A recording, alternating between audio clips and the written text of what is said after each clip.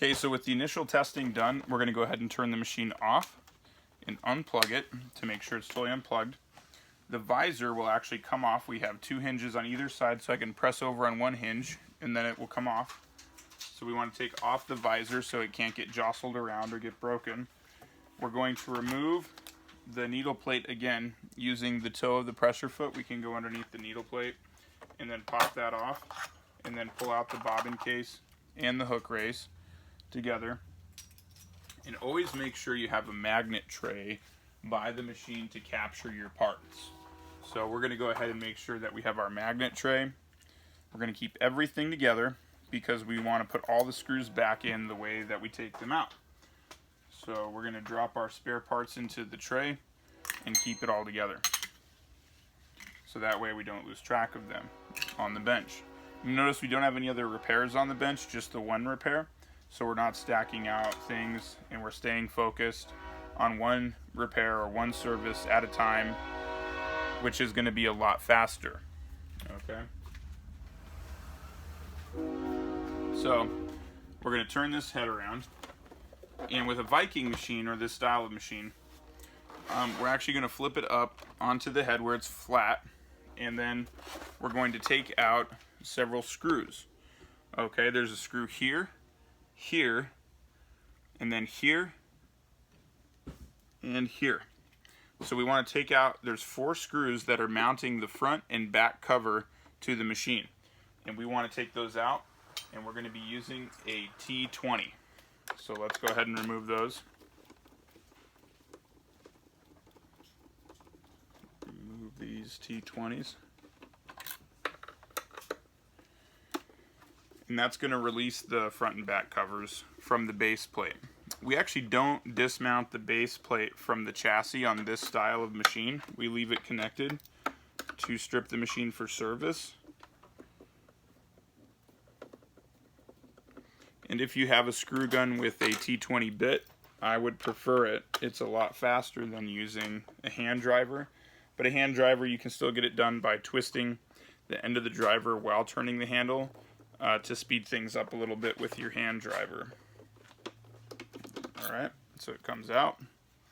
Once we have all of these screws, you'll notice in this machine, these are all actually the same size and length, and the threads are a plastic thread. They're a little bit more aggressive and spread out. And you know that these go into the covers because the covers are made out of plastic. So sometimes we take note of those things as we take something apart, so we know what goes where. Alright, so now let's go ahead and pull off the back cover. We're going to have 2 more T20 screws behind the handle. Alright, so we're going to go ahead and take those off.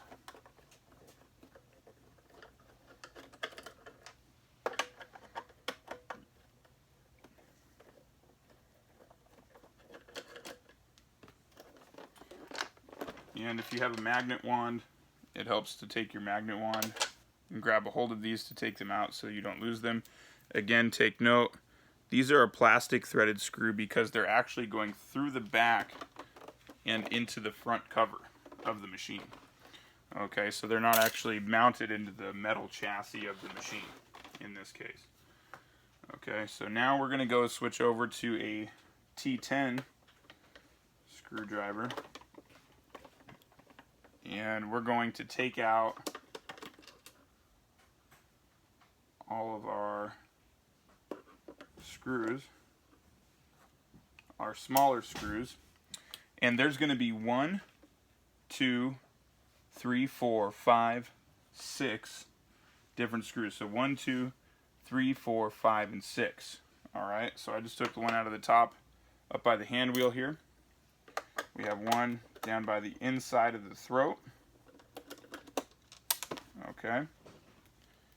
We have 1 down by the free arm of the machine. We're going to remove that.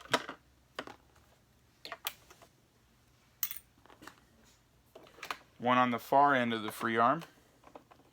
So we'll take that out.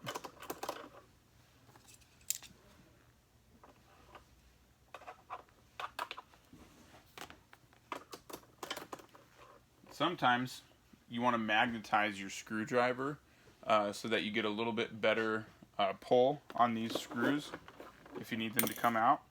Magnetizing the tip will help. We've got one more up here.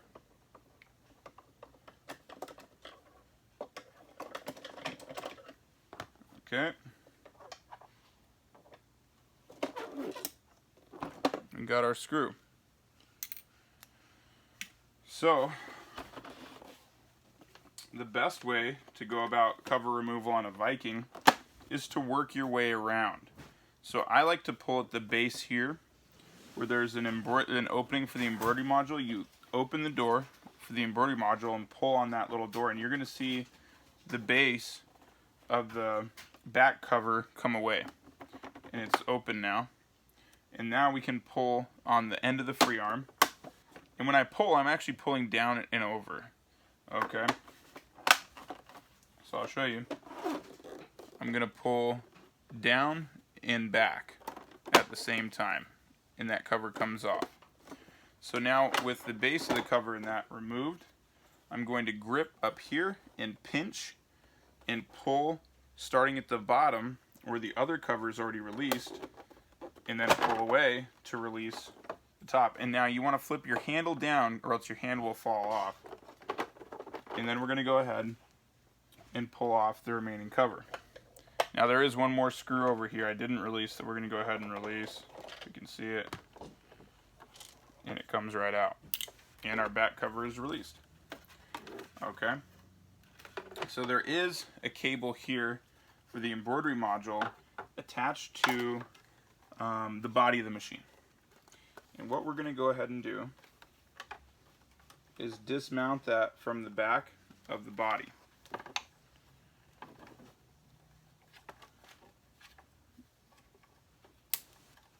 Alrighty.